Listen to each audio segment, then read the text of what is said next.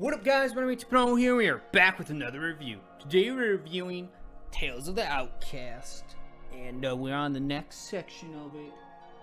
As we all know, it is literally, the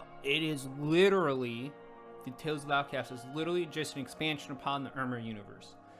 And what we learned so far is, we learned that the grandfather is a big, very mean and very cruel. He has a big philosophy on the way that fathers should be treating their daughters or protecting their daughters. And he's pretty much kidnapped and imprisoned one of the wife's husbands. Pretty much he made him leave his family and then kidnapped him. So then he's still alive, but he doesn't get to see his daughters nor his wife ever again, it seems like. And then we learned about the errands, about him going out and killing either bandits or killing just people in general, just random. And one of his daughters comes with him, and they witness it and is told to go pick up his hat because he dropped his hat in there. And so he's like, "Well, dear, go pick up my hat for me," just to show her something gore or whatnot related. And then we have pretty much about it for the most part in the universe. There's some others, but we're gonna get further into it now. Let's see what this one has in store for us now. Let us get to what do we have in store.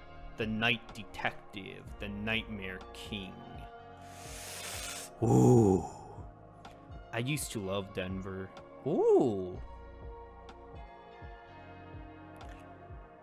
Every summer the old man would pile up the family in his blue Corvette, blue Chevrolet, Bel Air convertible,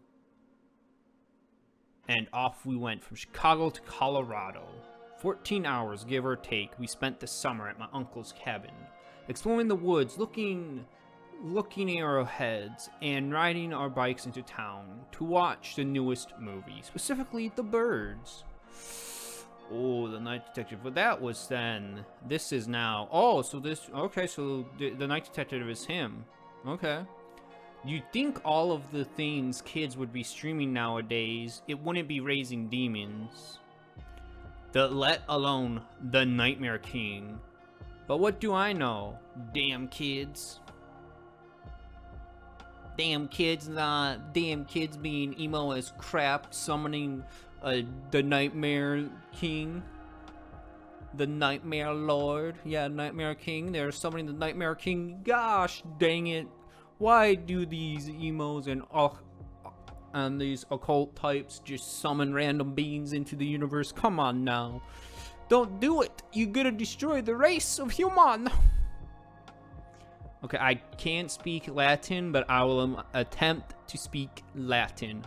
Murius damnaturus aeternum, Murius damnatus aeternum, step in lucem, lucem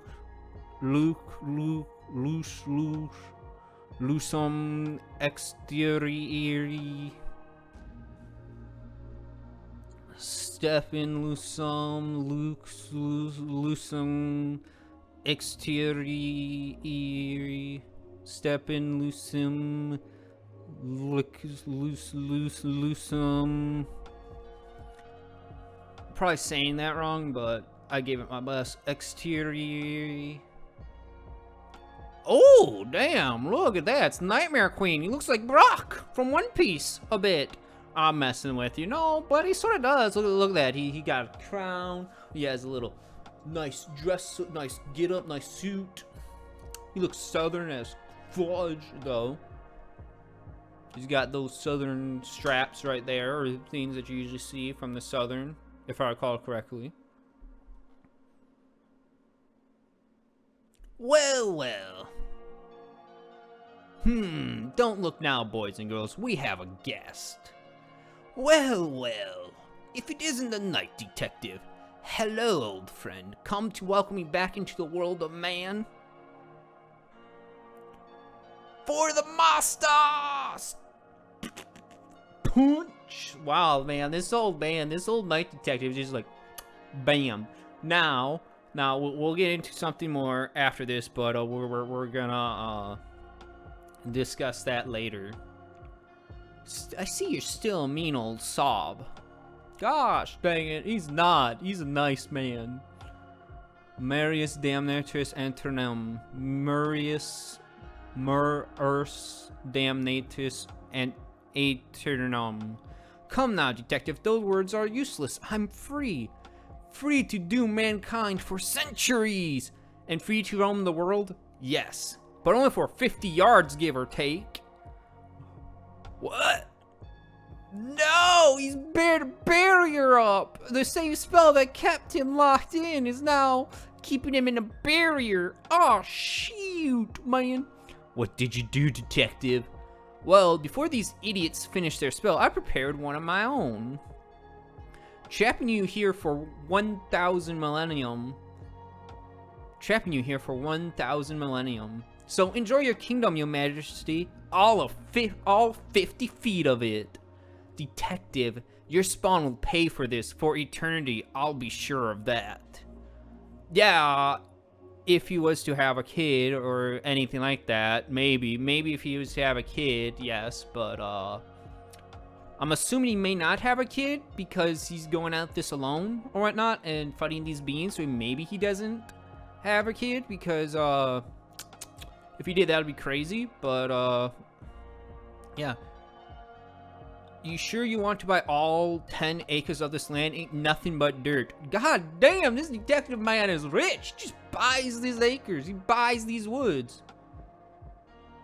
He buys these woods as like a sealing place. As like a... He buys the acres and he's like, yep, this land's mine. I own it. Yep, nobody's allowed in. Anybody come in, I'm gonna kill them.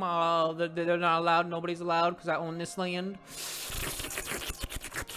Well, okay. Can't really do much farming out here, but I'm sure I'll think of something. Private property. Ah, yes. So the night detective sealed up the Nightmare King and bought the land that he was on, for then nobody can free him or attempt to free him. Well, people can attempt, but whether or not they succeed, that's a whole nother sort of thing. That's a whole nother set of things that we would have to discuss. But for your record, guys, if you've noticed, since we're done with this, if you've noticed, the night detective looks a lot like the guy from Erma. You know, the detective in Erma that is, you know, the dude that sort of has a stomach and has that beard and hair and whatnot. This is him pretty much. This is him pretty much, I think for sure this is probably him, because if we look at it, it looks like, if you compare the two characters, they look really identical. Now this could be that this could be that he's not, and this is from like an older, like his son, that the detective that's in the Erma universe right now, or the one that's like sort of like at the end of, you know, the beginning of the Erma reunions, that's like after we meet all these supernatural characters, like the god in space, the god that's in space, the person that is like, well, the god, or like Superman that's up in space with the friend down below that's like, I know you're up there. And like we meet Dracula, we see Dracula again, we see all the players or sort of occult people that are like into it, looking around, or friends of Erma. And yeah, but this definitely looks like, since this car is here, it's definitely more modern, because there is cell phones and whatnot out. So in my opinion, if I was to take this night detective guy, right, and how old he is, right, and then let's say he has a kid, right? Well, that kid, in order to be close to the same age as him, or appears the same as him in age, and have the same hairstyle and sort of beard and mustache, he sort of have to be like 50 years. Like this would have to take place like probably 50 to 20 years before his son is like born or doing something. Maybe, I'm not sure, but if he does have a son, then maybe that is. But I feel like the one that we're seeing in the Erma universe, the one is probably him, who's still there, but and I honestly cannot wait to see what's gonna happen here, because we're getting backstory on him. So we're getting backstory on the night detective, that we're pretty much learning that he is pretty much been fighting these supernatural beings, so like all powerful or whatnot, it appears like, and he's been fighting these for like whenever, because he sealed this guy earlier. He sealed this guy earlier on in his life. And then the teenagers freed him, and so then he reseals him, but in a 50-foot radius. So now I don't know what's gonna happen here, but this night detective is gonna be interesting to see more backstory on him in this, because as we all know, this comic version, this version of it, the Tales of Outcast, is all about expanding the Erma universe and giving backstory to certain characters, giving you more perspective on what the world and possibilities could be happening in the world right now. Like, me personally seeing this is like me thinking about it, right? And like I'm thinking about the author, and I'm like, how is the author gonna get all of these plots to like merge? Like, yes, this is like a standalone sort of story, as like, oh hey, he's sort of sealed now, and like nobody's really gonna get to him, and like blah blah blah, and we don't know. But like, this is like one possibility that Erma can go down. Like, this is one possibility of we could meet this Nightmare King at some point in Erma, in the actual Erma storyline. We could meet him at some point. Like, Erma is currently so far has so much story that it can expand on and go on for. That could go on for a really, really, really long time, because literally we have the council. We literally have a council that is from Erma. We literally have the council that's made up of people or whatnot that are gonna come investigate the town, investigate the village, because of the blackout that happened in Japan. We're gonna have people investigating that. We see also in the part 1 of Reunion's End, we see like all the people that are gonna be a factor or characters in it, and we see them looking like, we see the guy that's the god up in space. Like, what? There's a guy that can fly around in space and looks down on the world, and then some guy knows this guy, and he's like, I know you're up there. And it's like, okay, when are you going to introduce him into it? Like, they introduced Dracula. They introduced Dracula in, if I recall correctly, they introduced him when Erma was just going around. She found a well, and she just took that well to different places, different things, to sort of get a gift. Or was that Christmas?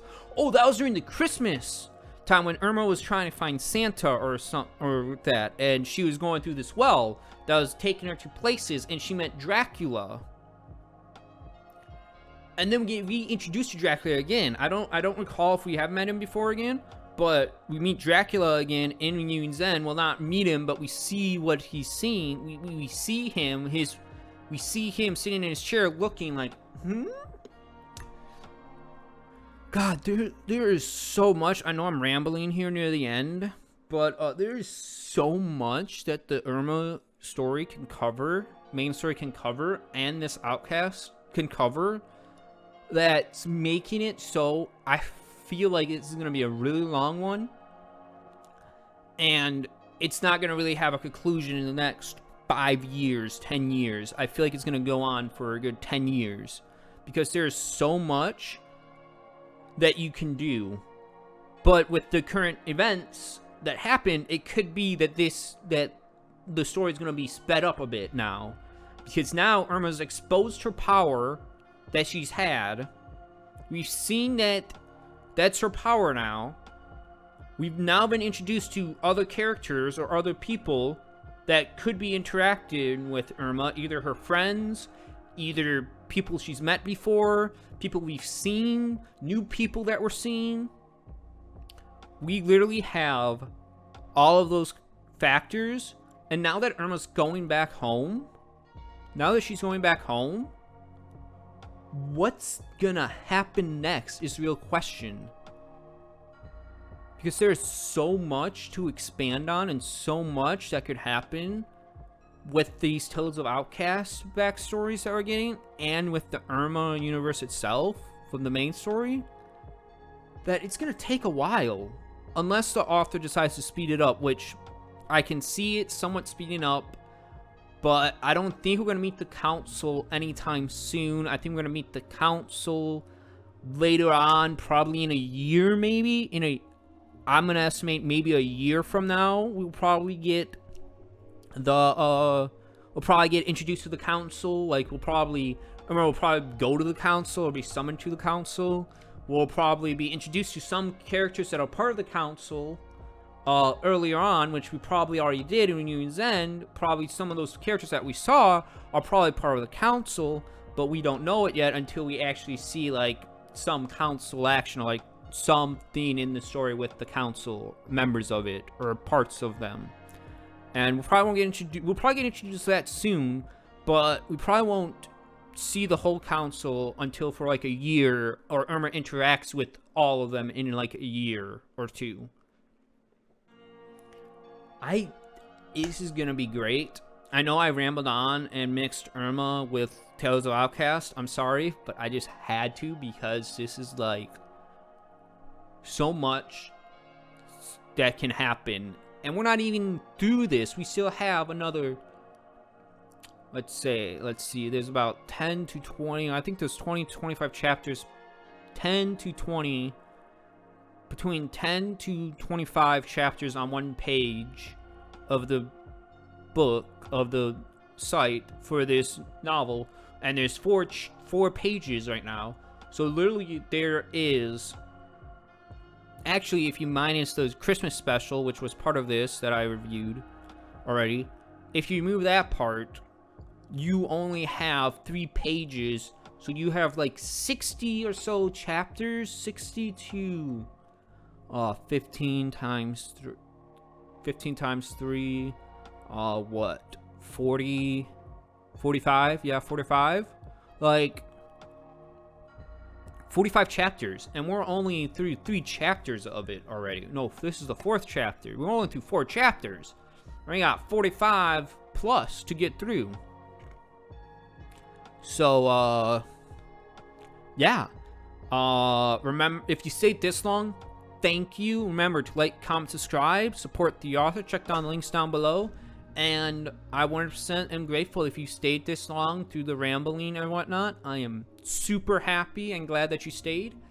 And I will see you all later. Remember, comment.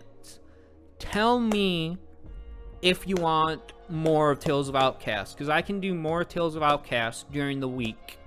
If on the week of when I'm doing Tales of Outcasts, if you want me to do 2 chapters of it per day, per week of Tales of Outcasts, so like, since this is coming out Monday, like, I would then release on Wednesday or Thursday the next chapter in Tales of Outcast.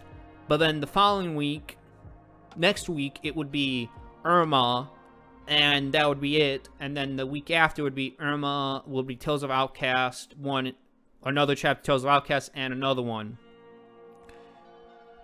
But then that schedule will also be replaced then by, if it becomes Instructor Umi updates, then we'll be doing Instructor Umi after Erma. And then I will probably do another Tales of Outcast during the Instructor Umi week. So pretty much every other week will be, if you want me to, I will have 2 videos posted on my channel. 2 new videos posted on my channel, if you want that. But comment if you do. Thanks for staying, and as usual, I hope you have a wonderful evening today.